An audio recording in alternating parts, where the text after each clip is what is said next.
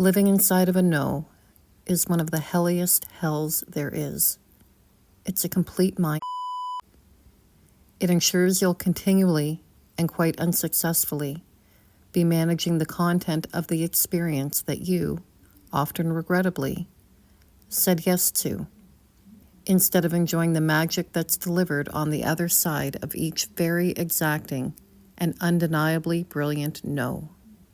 It ensures that the experience you weren't ever meant to be a part of in the first place, because your no told you so, gets messier, uglier, louder, and even more distorted and impossible to resolve the longer you stay beyond your no. And until you recognize and own your original transgression, as well as each subsequent one, you'll mistakenly point to the other and what they are or aren't being or doing, or to the situation itself and all the ways it blows, for why you're so unhappy in the experience that you said yes to, while knowing it was a no. You might even feel and begin to act like a victim of circumstance, and you can undoubtedly rally others to support this false narrative. But you knew from the start, and you still chose to go, so where is the victim in that? It's just easier to defer your power and call it by another name than to own it and tell it like it is. It's easier to blame your past for what you're choosing and experiencing in the present than to do what needs to be done.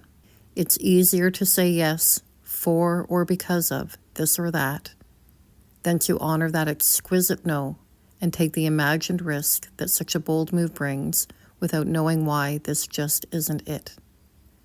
But you'll learn soon enough.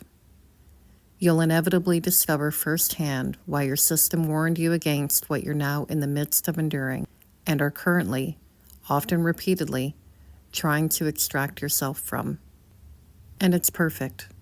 It was unavoidable, and it's all by your own design.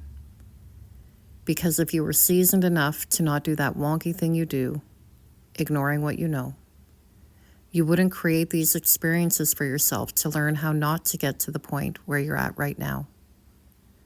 So you can't lose, regardless of how lost you feel, or what you perceive you've lost through each ordeal, because each one effectively shows you where you veered off, and one day you just won't.